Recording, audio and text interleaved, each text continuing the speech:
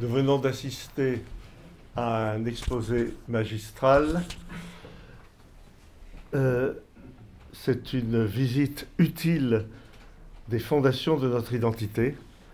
C'est un message aussi d'admiration et d'espoir qui, je crois, doit pénétrer maintenant nos esprits pour que, précisément, l'action suive, puisque la pensée est là. Merci beaucoup, Henri. Bien entendu, je vais vous laisser la parole, mais je ne vais pas parler longtemps. Je voudrais simplement d'abord citer une petite anecdote à propos du racisme anti-blanc dont Henri a parlé tout à l'heure. Vous avez sans doute entendu parler de l'offensive que mène actuellement le CRAN, le Conseil représentatif des associations noires, visant à supprimer Colbert, le personnage de Colbert, des monuments et frontispices de nos lycées et collèges. Cela montre bien que le combat est là. Nous ne sommes pas dans les idées, nous sommes dans les faits.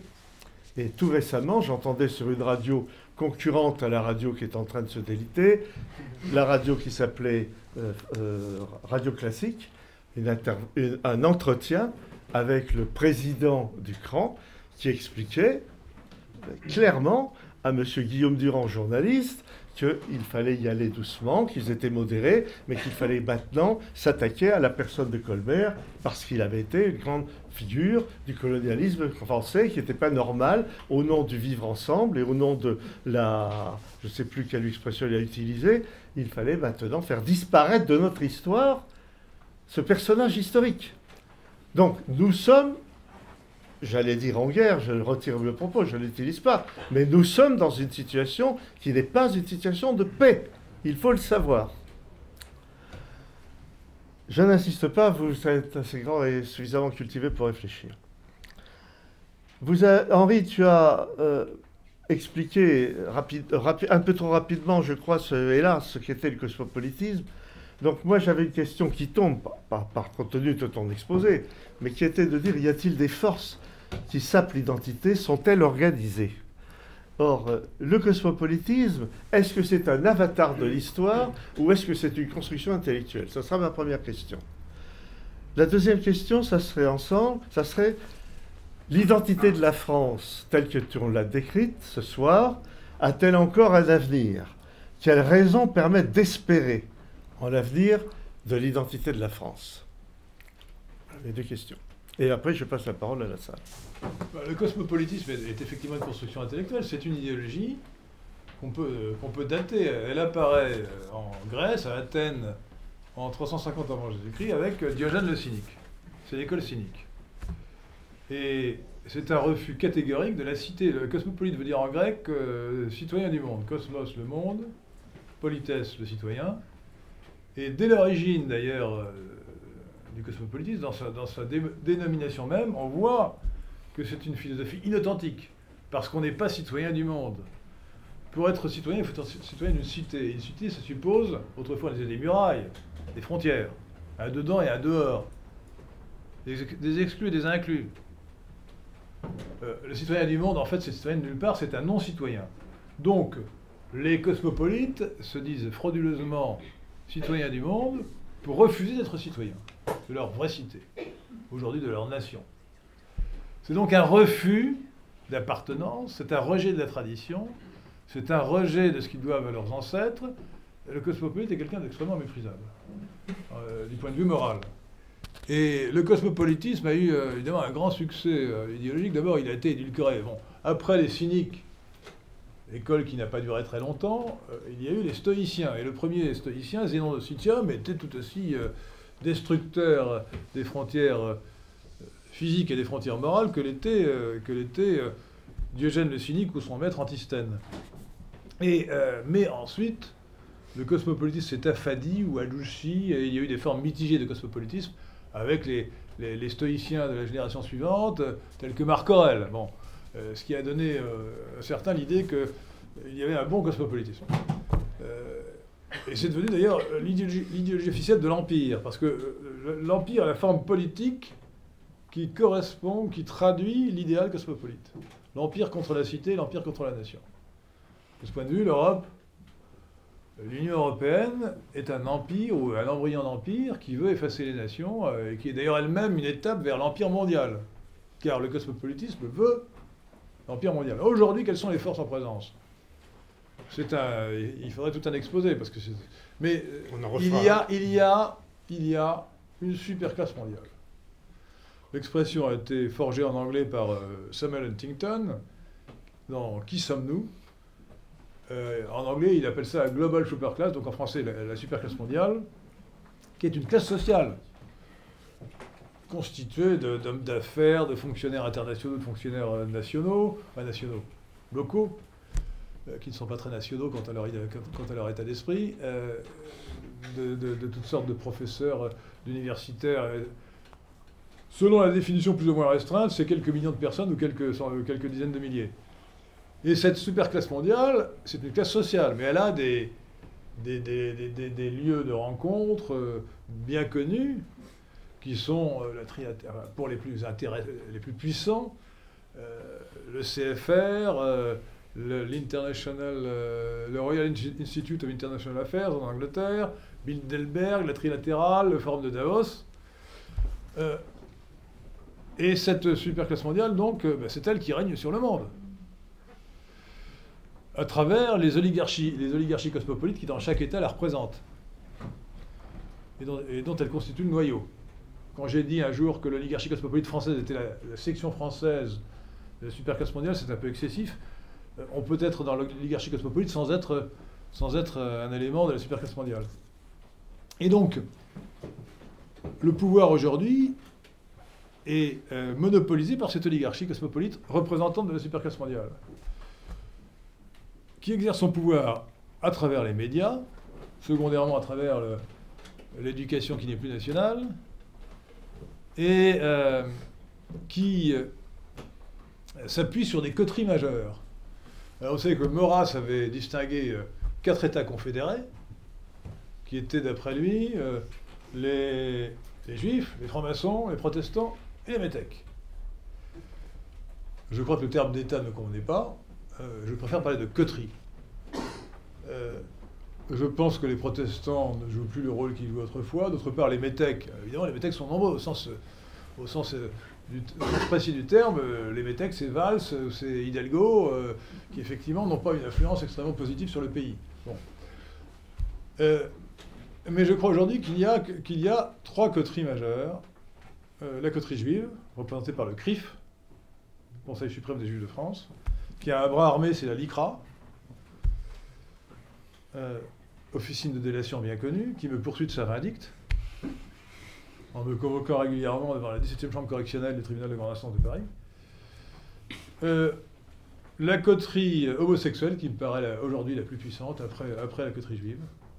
C'est à elle que nous devons le mariage homosexuel, la théorie des genres, et elle est représentée par le mouvement LGBT.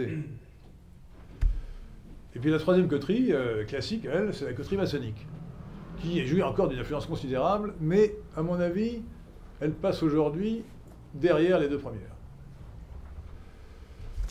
Et encore une fois, ces coteries majeures ne constituent pas l'oligarchie.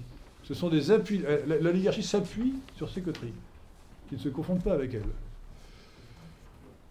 Voilà pour ce qui est de la réponse à la première question. La deuxième question, c'était de savoir si nous avions une chance de... Oui, quel est l'avenir? En quelque sorte, quelle raison permet d'espérer? Comme disait Michel Poniatowski, l'avenir n'est écrit nulle part. Et donc, personne ne sait ce que sera... Je crois vraiment à l'imprévu dans l'histoire. Selon le titre d'un livre de Dominique Veller, l'imprévu dans l'histoire. L'histoire est fondée sur un certain nombre de hasards considérables. Et des choses qui paraissaient inouïes se réalisent. L'élection de Trump aujourd'hui aux États-Unis, on peut dire ce qu'on veut de Trump, mais ça représente un cataclysme qui est une défaite majeure de la superclasse mondiale, de même que le Brexit en Angleterre. Donc on a des signes extrêmement positifs. Je ne mettrai pas le départ de Philippot au même niveau. Il le cite quand même. Bien que ce soit une excellente chose. Le funeste Philippot est parti, alléluia. Alors, Dans le court terme et le moyen terme, je crois que le combat des idées est essentiel. Et je vois de plus en plus se répandre les idées anticosmopolites. Internet peut être utilisé et est utilisé pour diffuser les idées anticosmopolites. Et je suis fier pour ma part d'y avoir contribué. J'ai réussi à diffuser par Internet, grâce à l'aide de nombreux militants valeureux, dont certains sont ici, des termes nouveaux, l'essentiel étant de ne pas utiliser le vocabulaire de l'adversaire. Et la première chose, évidemment, c'est de désigner l'adversaire. Dès lors que l'idéologie dominante s'appelle le cosmopolitisme, il n'y a pas d'autre nom pour la désigner. Alors les gens ont peur d'être traités d'antisémites, alors que l'antisémitisme n'a rien à voir avec l'anticosmopolitisme. Rien à voir. Diogène n'était pas juif, que je sache. Bon, donc c'est totalement dérisoire. Et les Juifs n'ont joué aucun rôle dans la philosophie dite des Lumières, qui était une philosophie largement cosmopolite, donc il n'y a aucun rapport entre les deux. Donc, je pense que le combat des idées est susceptible de se renverser dès lors que l'on procède de la bonne façon. Alors, le drame, mais quand on en a pris conscience, je pense que ce drame, la conscience de ce drame nous permettra d'en sortir, c'est que la droite s'est conduite stupidement face à la gauche depuis 3 siècles. Ça fait 3 siècles quand même qu'elle se fait berner par la gauche. 300 ans. Lisez le livre de Paul Hazard, vous verrez comment elle n'a pas su répondre aux idées subversives qui ont éclos à l'époque de cette crise de la conscience européenne entre 1680 et 1715. Paul Hazard résume cette étape de notre histoire et des idées en disant en 1680, les Français ou les Européens pensaient comme Bossuet, en 1715, ils pensaient comme Voltaire. Pas tout à fait pareil. Ce n'est pas tout à fait pareil. Et donc, je crois qu'il faut vraiment comprendre la politique, comprendre les idées politiques, et faire de la bonne politique avec de bonnes idées, en cassant un par un les codes du cosmopolitiquement correct, et c'est pour cela que je m'y emploie. Alors maintenant, il y a des raisons plus profondes qui sont, à mon avis, très positives, des facteurs d'espérance pour le long terme. Moi, j'ai beaucoup d'espoir dans la sociobiologie. C'est tout bête. Les bobos ne font pas d'enfants. Depuis qu'on a inventé la pilule, la gauche fait beaucoup moins d'enfants que la droite. Et comme vous savez, nous sommes nos gènes. Les gens de droite ont donc transmettre des gènes de droite aux... Non mais je caricature à peine, c'est vrai, c'est comme ça. Nous sommes nos gènes. Et donc, nous sommes beaucoup plus déterminés par nos gènes que par l'éducation. Donc, il y a une tendance sociobiologique à l'accroissement des gens de droite. Alors, évidemment, ça va être une génération. Hein. J'espère qu'il y aura des effets politiques forts et plus rapides. Mais de toute façon, à terme, alors vous me direz, ah oui, mais l'immigration, etc. Oui, alors ça, je parle pour la population des Français de souche, ou des Européens de souche. Mais c'est dans cette population-là que peu à peu, pour des raisons sociobiologiques, la tendance politique va nécessairement se métamorphoser. Mais j'espère que déjà, d'ailleurs, la pilule c'est les années 60, hein, que déjà ça se traduit dans les faits. C'est ce qui explique d'ailleurs que la proportion des jeunes gens qui votent pour le Front National soit plus élevée que dans l'ensemble de la population. Pour ne prendre que ce critère banal, vulgaire si j'ose dire. Donc, moi je vois très bien, les idées que je défends et qui sont anticosmopolites se diffusent principalement parmi les 18-25. C'est quand même plein d'espoir pour l'avenir. Donc je ne suis pas prophète, je dis simplement qu'il faut se battre, mais que nous avons une chance de gagner. Merci Henri. Je vais vous passer la parole. Alors je vous rappelle le principe pour ceux qui viennent pour la première fois. Lorsque tout le monde a la possibilité de s'exprimer, à condition qu'il lève la main et qu'il attende son tour pour poser la question. C'est tout. Évitez aussi les conversations, c'est-à-dire lorsque l'orateur vous répond, n'essayez pas de répondre parce que du coup les autres ne pourront pas répondre. Notre secrétaire me fait passer un message que je vais lire avec plaisir, et surtout pour ceux des membres du Carrefour de l'Horloge qui l'ont bien connu.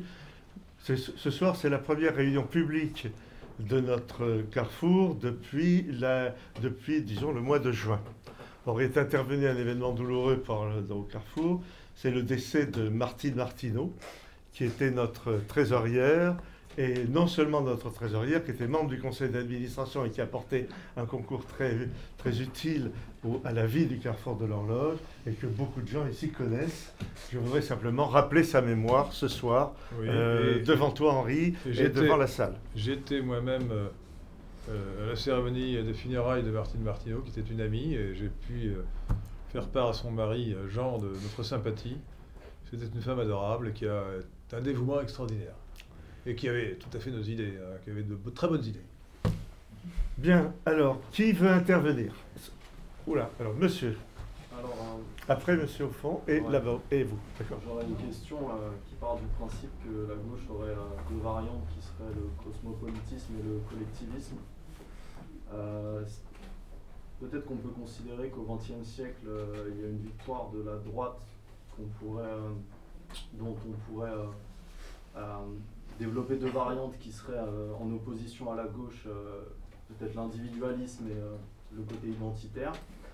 Je pense qu'au XXe siècle, la droite a gagné sur le plan de l'individualisme. Est-ce que vous pensez qu'elle va gagner au XXIe siècle sur le plan de l'identité face au cosmopolitisme? Alors d'abord, je crois qu'il n'y a pas de symétrie entre la droite et la gauche. La gauche a son unité, malgré sa bipolarité entre le collectivisme et le cosmopolitisme.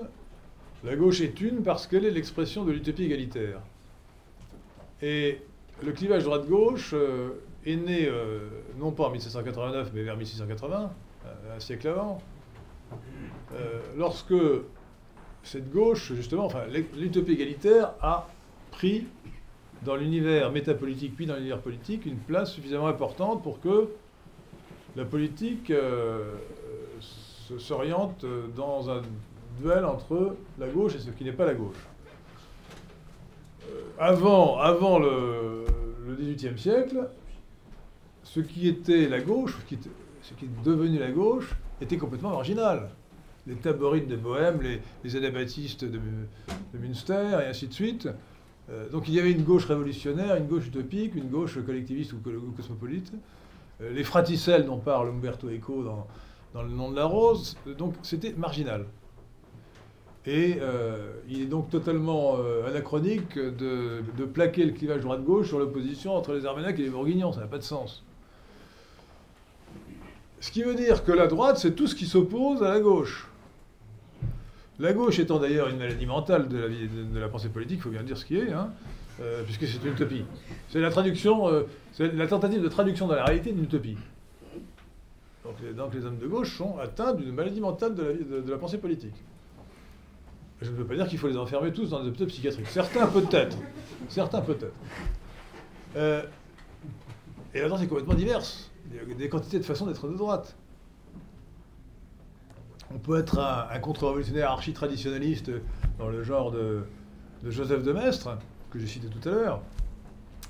Ou on peut être au contraire un contre-révolutionnaire plus réaliste, et à mon avis plus juste, comme le grand Edmund Burke, ou comme Hayek, plus récemment, qui fait la synthèse entre la tradition et la liberté. Donc, je ne crois pas que la droite ait triomphé de la gauche véritablement. Vous savez, dans la vie politique, comme dans les idées politiques, il se fait toutes sortes de mélanges, et c'est rare qu'on puisse aller, heureusement du reste, jusqu'au bout de la logique révolutionnaire. Hein. Et quand on essaye, eh bien, on aboutit à Pol Pot. Hein. Donc,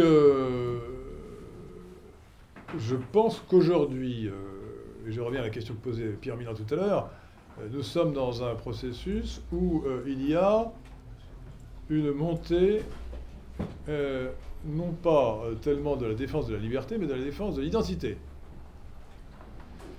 Au fur et à mesure que celle-ci est menacée, d'ailleurs. Le sentiment de péril s'accroît, donc la volonté de le combattre.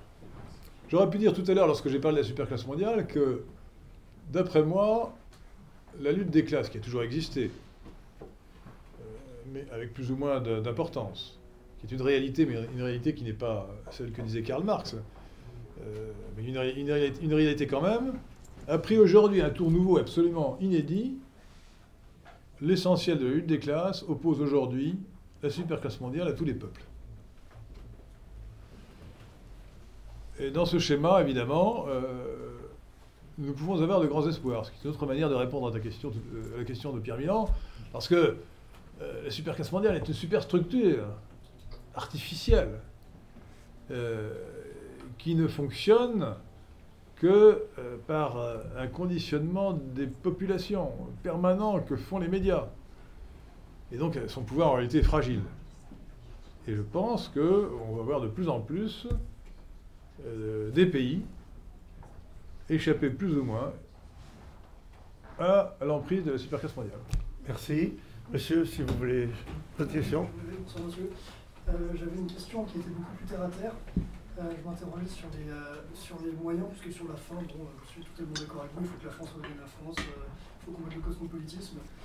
Mais sur les moyens maintenant, enfin, vous aviez tenté de vous présenter, vous dites qu'il faut redonner la parole au peuple français, mais en fait, est-ce que c'est pas une erreur ou une utopie, puisque maintenant, le peuple français a le même droit de vote que les populations en France, qui ne sont pas la même chose. Et donc est-ce que ce moyen-là ne va pas aboutir à la défaite des vrais patriotes? Ma candidature était virtuelle, hein. C'était plutôt une manière de faire connaître mes idées que de vraiment... je n'ai jamais vraiment espéré avoir 500 signatures. Hein. Je n'ai pas fait beaucoup d'efforts pour les avoir, et j'ai d'ailleurs orienté vite les maires qui m'avaient donné leur signature vers François Fillon, que je soutenais au premier tour. Bien qu'il m'ait été légèrement déçu lorsqu'il a apporté sa voix, son soutien à Macron le soir du premier tour. Donc, écoutez, je crois qu'il n'y a pas d'autre voie que la voie démocratique. Hein. En dehors, bien sûr, du combat métapolitique. Et heureusement, dans l'électorat, les Français de souche restent largement majoritaires. Il y a d'ailleurs un facteur qui est positif, c'est que, heureusement, les immigrés ne votent pas. Le taux d'abstention des immigrés, comme celui des minorités ethniques dans tous les pays, est largement supérieur à ceux des Français de souche, pour une raison d'ailleurs assez compréhensible. C'est parce qu'ils ne se considèrent pas véritablement comme membres de la nation. Donc ils voient moins de raisons d'aller voter. Vous comprenez ? Ils sont moins impliqués dans la vie de la nation. Alors à moins qu'ils réussissent à être mobilisés par des partis ethniques ou des partis religieux, un parti musulman de France par exemple, ce qui n'est pas impossible, je pense que l'avantage électoral des Français de souche restera longtemps certain. Donc je pense que la voie, c'est premièrement le combat métapolitique, c'est celui que nous faisons ce soir. Et deuxièmement, la voie, c'est le combat politique, et c'est l'union de la droite. Alors l'union de la droite, le départ de Philippot ne réussira pas à le réaliser. Je crains que Marine Le Pen elle-même ne soit un obstacle à l'union de la droite, de même que Laurent Wauquiez. Donc l'union de la droite est un espoir, mais un espoir difficile à gagner. Merci. Quelle est la troisième personne qui se cache là derrière C'était vous donc qui vouliez poser une question, monsieur? Il y a un monsieur ici. Il y a un monsieur de ce côté. Attends, excusez-moi, monsieur. Merci. Bonsoir monsieur. Bonsoir monsieur. Si vous voulez, pour reprendre l'expression qui a été employée tout à l'heure, que la France redevienne la France pour des raisons peut-être de sécurité, de bien-être, en quoi est-ce que des choses comme l'avortement ou le mariage des homosexuels vient gêner ce mouvement? Parce que du point de vue de la tradition française, de l'identité française, ces deux choses sont des monstruosités. L'avortement a été légalisé en 1975. Avant cela, il a toujours été considéré comme un crime. Voilà, donc... Et d'ailleurs, selon moi, c'est un crime. C'est un crime. D'autre part, pour que la France soit la France, que sa grandeur s'affermisse et s'affirme, il faut qu'il y ait des Français. Donc, excusez-moi, mais chaque avortement, c'est un Français de moins.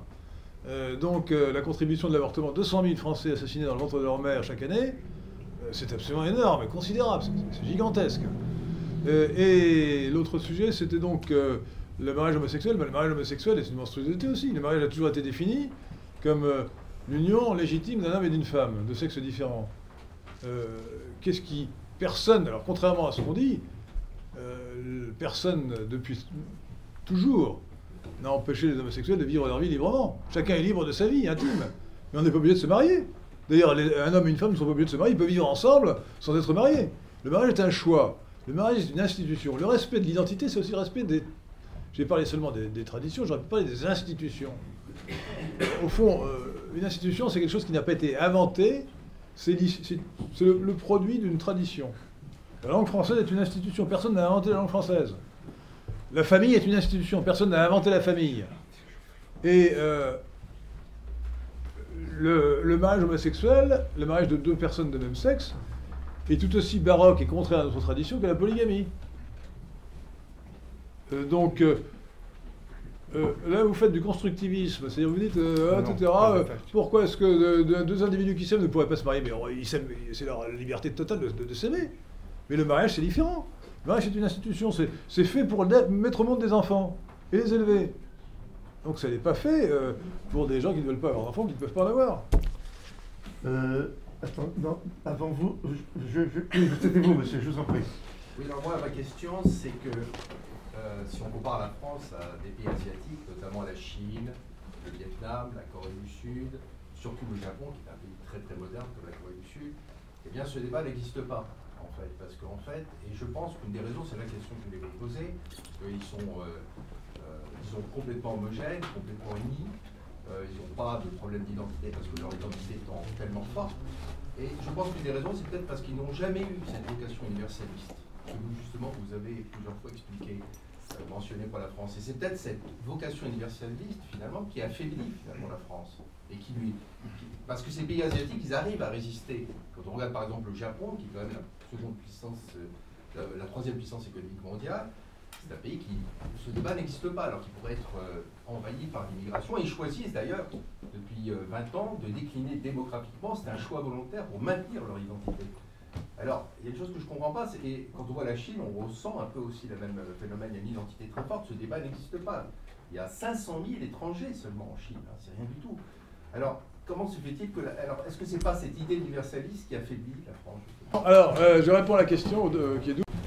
En matière d'immigration, il est certain que le Japon fait une bonne politique, mais autant le Japon est homogène, autant la Chine et même le Vietnam sont hétérogènes. Il y a des minorités ethniques extrêmement importantes en Chine, et la politique d'ailleurs du Parti communiste jusqu'à une date récente était particulièrement anti-identitaire, puisque c'était la politique de l'enfant unique pour les Chinois d'ethnie chinoise, Han.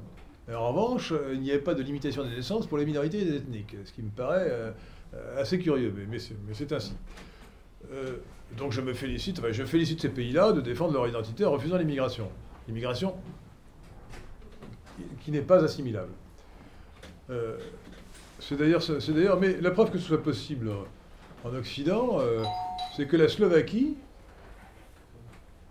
qui a pourtant signé la Convention de Genève sur les réfugiés, eh bien l'année dernière, non, c'était en 2015, je n'ai pas vu les chiffres en 2016, a accepté royalement 25 réfugiés. 25. Voilà.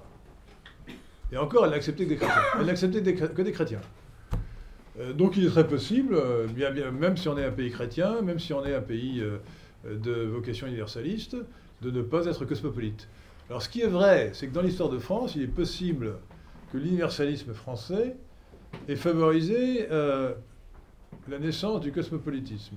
Je dis il est possible parce qu'après tout, ce n'était pas ce qui s'est passé en Grèce. La Grèce est passée directement d'une tradition identitaire à une tradition, enfin plutôt à une révolution cosmopolite avec Diogène et Zénon de Citium. Donc je ne suis pas sûr que le cosmopolitisme ne puisse pas apparaître partout. Je constate que nous avons notre idéologie cosmopolite qui est dominante, qui est prégnante d'un point incroyable, hein, qui envahit tout, qui fait du terrorisme intellectuel dans tous les domaines. Et donc il faut s'armer de résistance, il faut être un résistant idéologique pour la refuser. Mais je ne crois pas que le catholicisme lui-même, même pas d'ailleurs le protestantisme de Calvin, conduise au cosmopolitisme. Ce qui a conduit au cosmopolitisme, c'est la philosophie le philosophisme du XVIIIe siècle qui est lui-même issu de l'humanisme de la Renaissance, lequel avait hérité du cosmopolitisme des stoïciens. Merci Henri de Lesca pour cette réponse. Alors je crois que monsieur a une question. Si vous voulez vous approcher quelque peu pour que nous puissions vous entendre, cette nombreuse assemblée. Bonsoir monsieur. Bonsoir. Je ne sais pas vraiment comment remettre ça sous forme de question, mais c'est plutôt que j'aimerais un approfondissement sur ce qui semble être un de vos axiomes, à savoir que nous ne sommes pas des hommes à proprement parler, mais plutôt des Français ou des Italiens, c'était votre accroche. Mais il me semble, pour prendre un terme d'Hegel, on a tous une certitude à savoir d'être un homme, je sais que vous êtes un homme, je sais que toutes les personnes ici sont des hommes, mais on débat en ce moment même sur ce qu'est être français. Alors comment est-ce qu'on pourrait être français sans être un homme, alors même qu'on a la certitude d'être un homme, sans certitude possible sur le fait de ce qu'est être français, être italien, etc. Je ne sais pas si vous comprenez. Non, moi je crois que vous êtes... je comprends très bien, mais parce que vous êtes tellement décérébré par les idées cosmopolites que les évidences que j'énonce vous paraissent des hérésies. Moi j'ai conscience d'être français, je n'ai pas conscience d'être un homme, enfin si, du sexe masculin, mais je sais que j'appartiens à l'espèce Homo sapiens. Je me sens, j'ai beaucoup d'amitié pour les hommes de la Terre. S'il y avait une invasion d'extraterrestres, d'ailleurs, je me liguerais avec les Chinois et les Zoulous et les Apothèques contre les extraterrestres. Pour autant, je me sens français et très distinct des Italiens, des Allemands.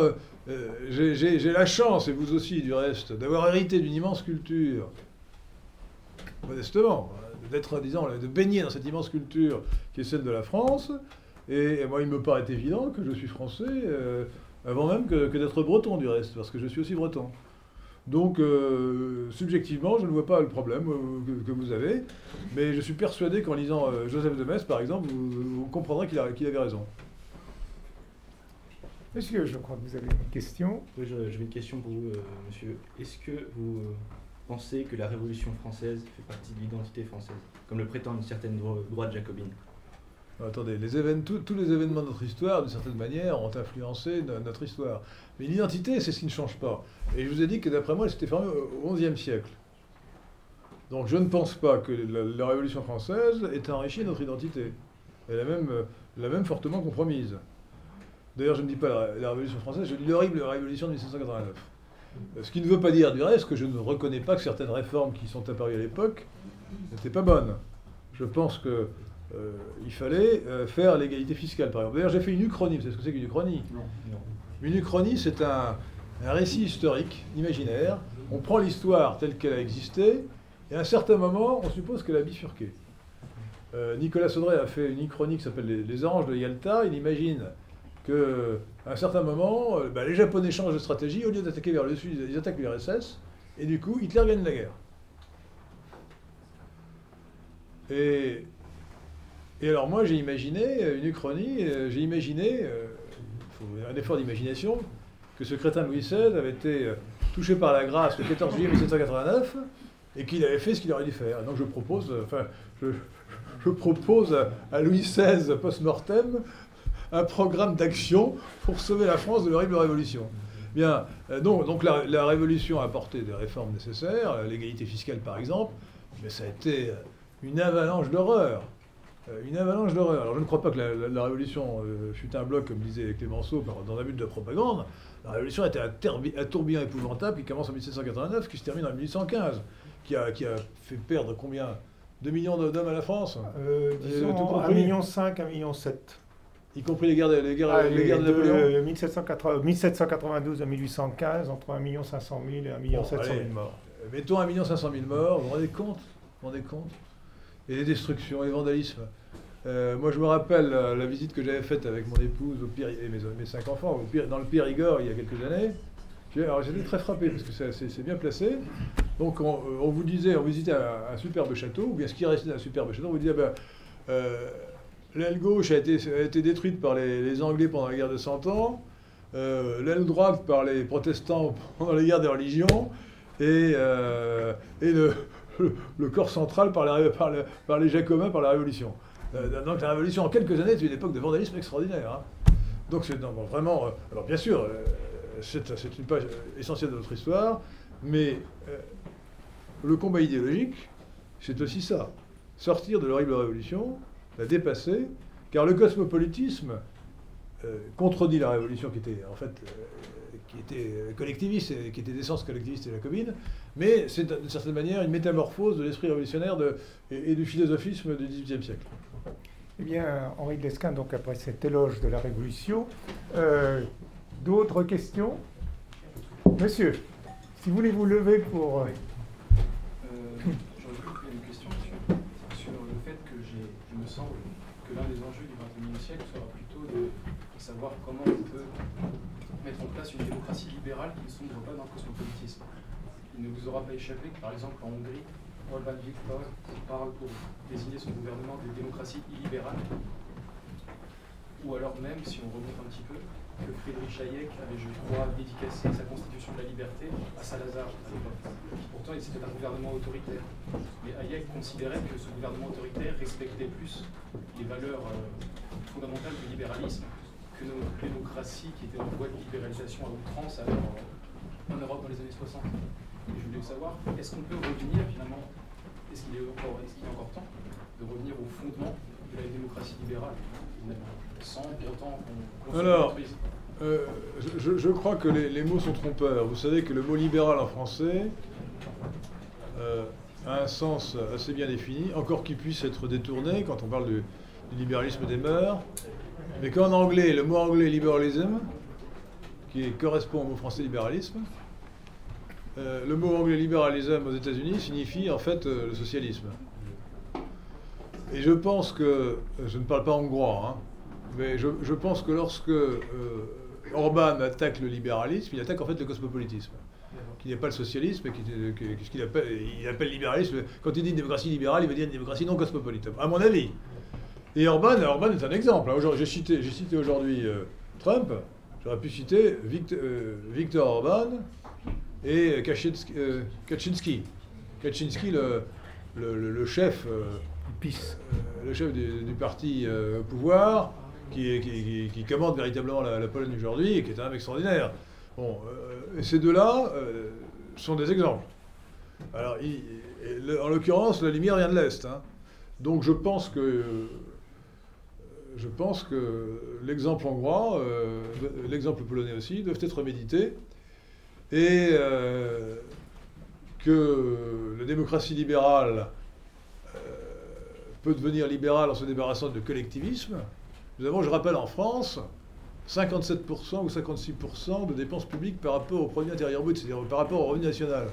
Alors quand je vois le funeste Philippot ou encore Marine Le Pen dénoncer l'ultralibéralisme, l'ultralibéralisme dans un pays où l'État, au sens large, dépense 56% du revenu national, c'est délirant. C'est délirant. Voilà. Donc nous avons des efforts à faire dans le sens de Reagan et de Thatcher.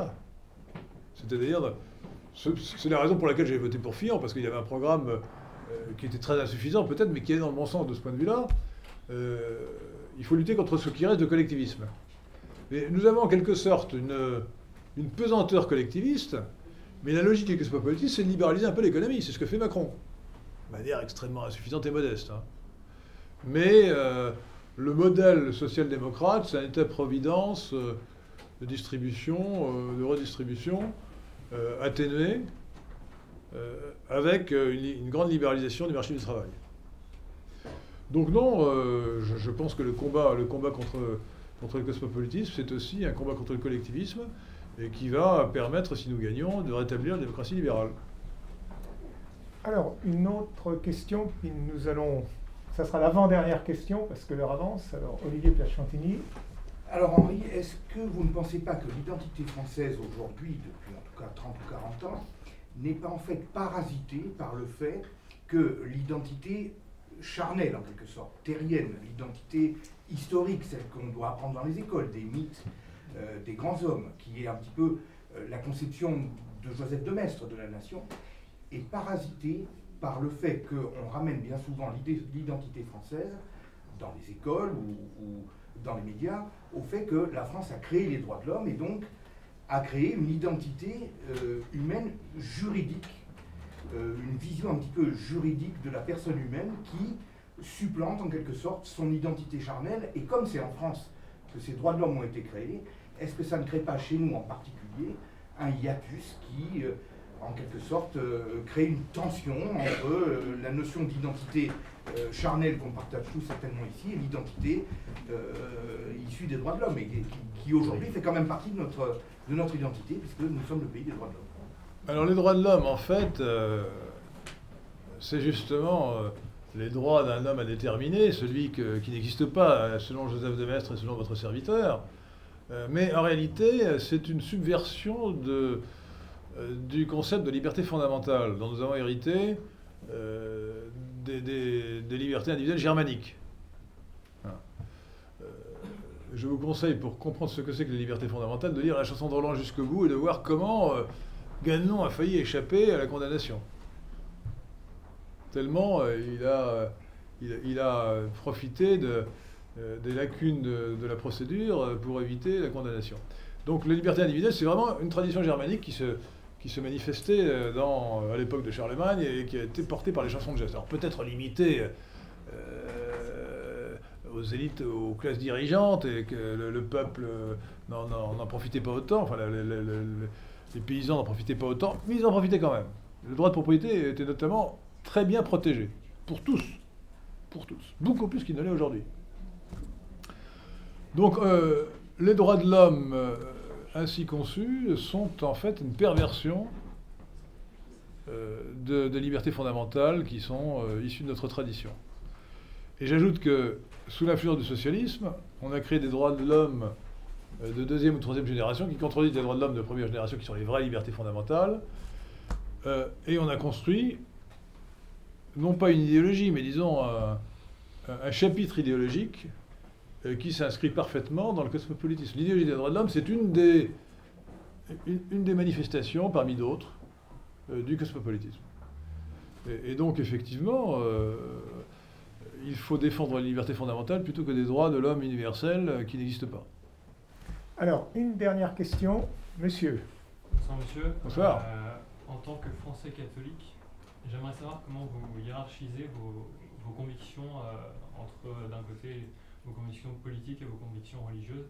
C'est-à-dire, n'y a-t-il pas contradiction entre, d'un côté, les valeurs comme l'ouverture aux autres, l'amour du prochain, et de l'autre, dans la volonté de sauvegarde de l'identité française, la fermeture à l'immigration et à l'accueil des autres. Aucune contradiction. Moi, je suis catholique dans le domaine religieux et politique et français dans le domaine politique. Et comme disait le Christ, quand il répondait aux pharisiens, ne confond pas avec les pharisiens, rendez à César ce qui est à César et à Dieu ce qui est à Dieu. Donc je crois que c'est une perversion de la religion catholique de tomber dans la théocratie et de croire que ce soit la religion qui fait la politique. La religion et la politique sont deux sphères différentes. Et que je sache, le pape et les rois catholiques, à la bonne époque, à la meilleure époque de la religion, ont fait les croisades. Ils n'ont pas accueilli l'étranger comme le fait le pape François aujourd'hui, en lui disant « entrez chez nous ». Ils ont combattu. Et d'ailleurs, Saint-Louis, qui a quand même été canonisé. C'est un homme saint qui allait à la messe 3 fois par jour. Et qui a donné sa vie d'ailleurs pour la religion, en allant, pour la religion, pour la France aussi, en allant aux croisades et en mourant de la peste là-bas, à Tunis. Saint-Louis répondait un jour à un chevalier qui lui disait qu'il avait une conversation avec un rabbin, qui lui parlait de la Bible, et que le rabbin était beaucoup plus savant que lui, et qu'il n'arrivait pas à lui répondre. Et l'autre lui a dit, écoutez, si vous ne savez pas quoi répondre à ce rabbin qui blasphème contre l'Évangile, mettez-lui votre épée à travers le corps. Alors je ne suis pas aussi saint que Saint-Louis, mais je pense que ce genre de précepte doit nous montrer ce qu'est la vraie religion. J'ai dit tout à l'heure que nous étions à la situation de l'incarnation. La religion catholique, plus encore que ces variantes chrétiennes non catholiques, c'est la religion de l'incarnation, avec un grand I. Et c'est aussi la religion qui veut que les sociétés s'incarnent. Donc les bons papes, je ne parle pas du pape actuel, ont dit que la patrie devait être défendue. Bon. Alors, il y a un précepte évangélique que j'aime bien, c'est charité bien ordonnée commence par soi-même. Mais je le transforme lorsqu'on me parle d'immigration. Charité bien ordonnée commence par la patrie. Avant de pleurer sur le sort des migrants envahisseurs, pleurez sur le sort de la France, qui risque de mourir à cause de cet abandon tragique, à cause de cette lâcheté, à cause de cette déraison de catholiques ou de prétendus catholiques qui ne comprennent pas ce que c'est que le devoir que l'on a envers la patrie. Vous avez d'abord le devoir de défendre votre famille et ensuite votre patrie. Et si l'ouverture aux autres, l'ouverture aux autres ne vous empêche pas le soir, quand vous couchez, de fermer la porte de votre appartement. Eh bien, la patrie, la nation, c'est une grande famille. Elle a le droit d'avoir des frontières et de fermer ses frontières. Voilà. Et d'accueillir qui elle veut.